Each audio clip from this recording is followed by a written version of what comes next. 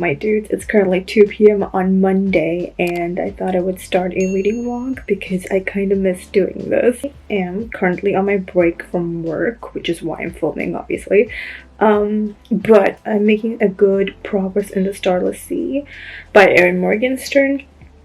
I finished reading about 150 pages this morning. I have another 150 to go for me to finish this book. We have this almost like underground society that is protecting books. We have our main character, Zachary, who is in college, and he came across this door when he was a kid and never opened it. And it was supposed to be down to this really magical place. And since he never opened it, he didn't get to experience it when he was younger. In the present day, he finds this book, and they're just these stories that are out of the world in its fantasy levels.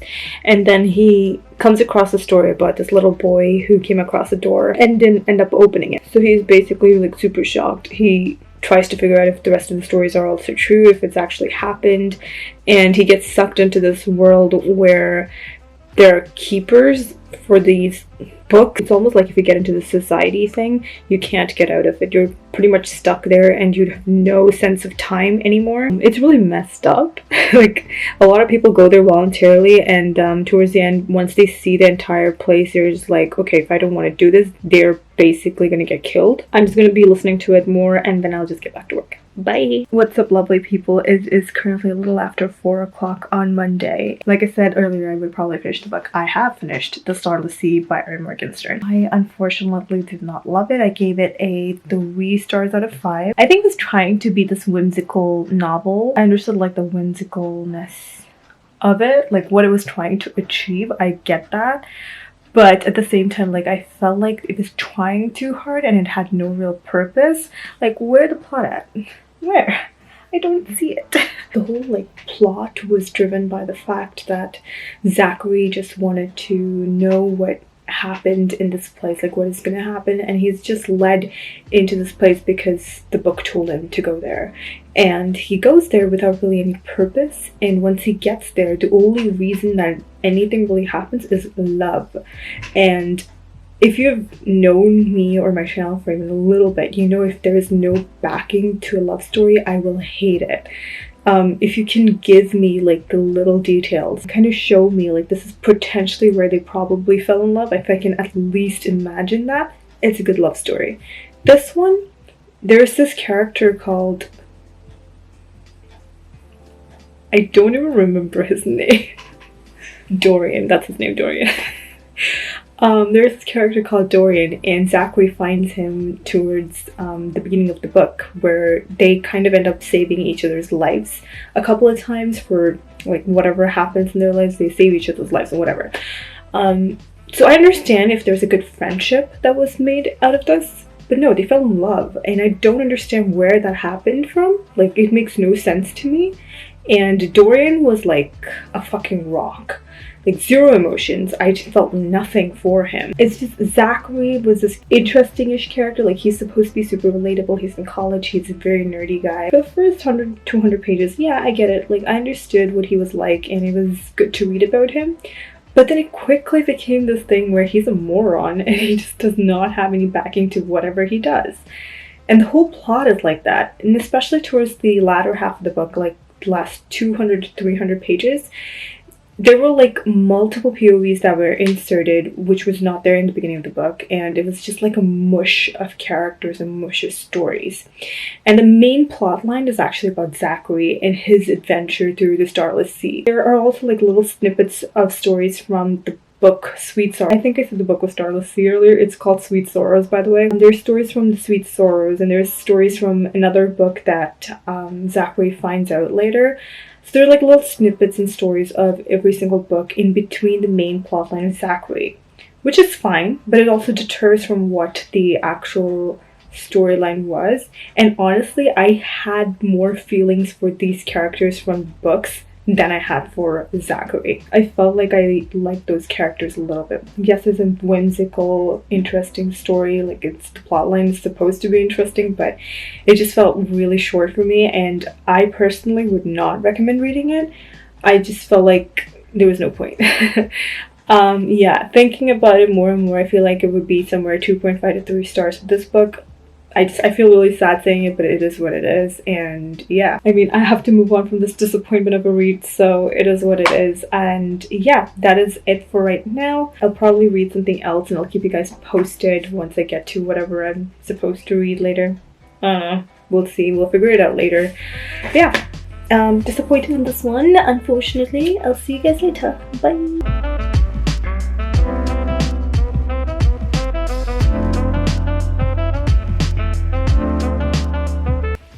So this is more of a formal setting, but I was in the middle of filming a video, and once I was done with that, I thought I would kind of update you guys with where I'm at reading in this particular week. So I think I told you with the Starless Sea where I got to.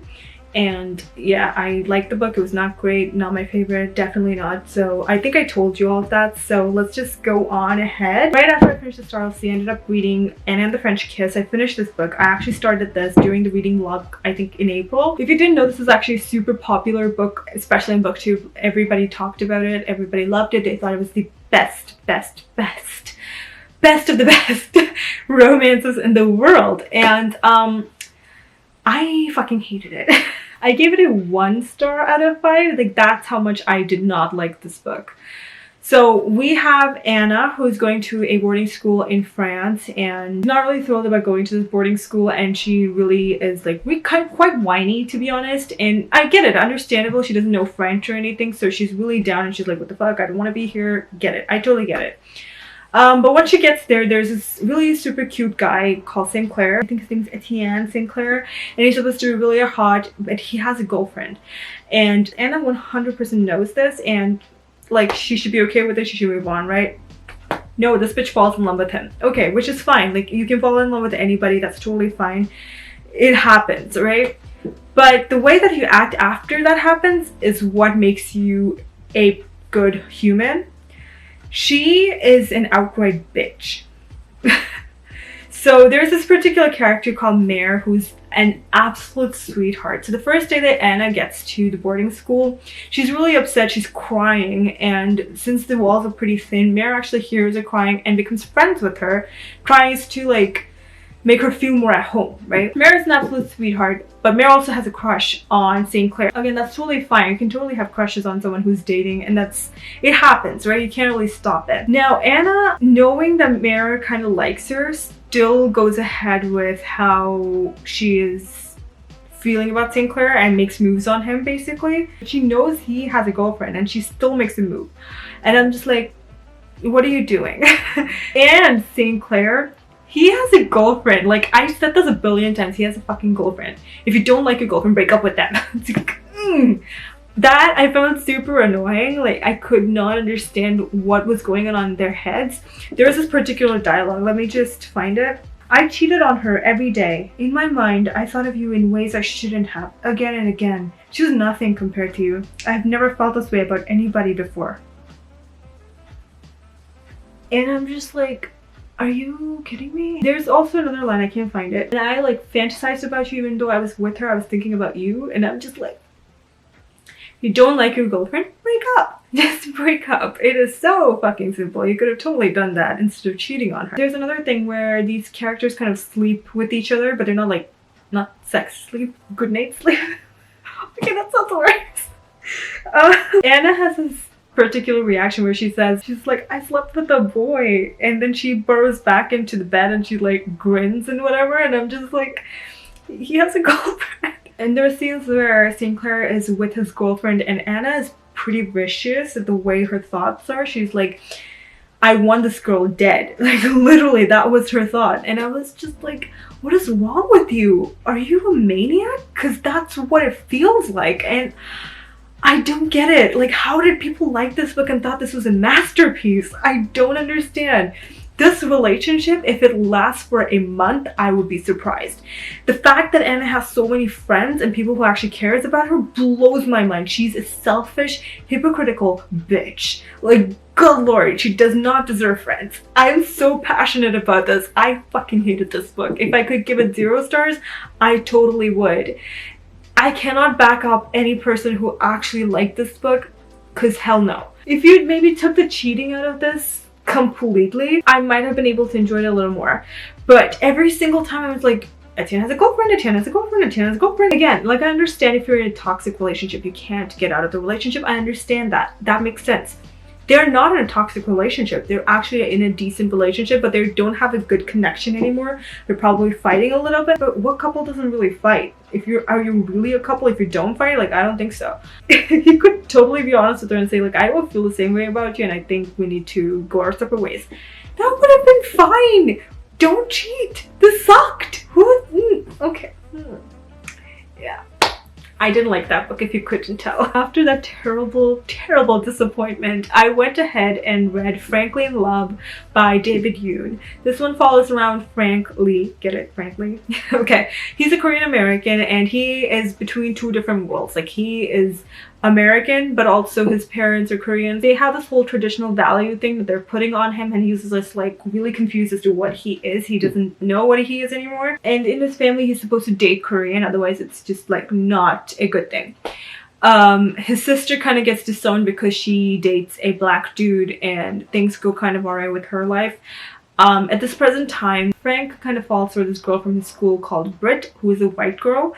And so he obviously can't date her with his parents knowing, because they would totally freak out, maybe even disown him. So in the end, what he does is he teams up with his family friend named Joy, and they both kind of date whoever they want to, but they act like they're dating each other in front of their parents. Dating Brit, he could have totally told her, like, by the way, I need to do this thing where I'm acting like I'm in a relationship with Joy, otherwise, like, I cannot be with you.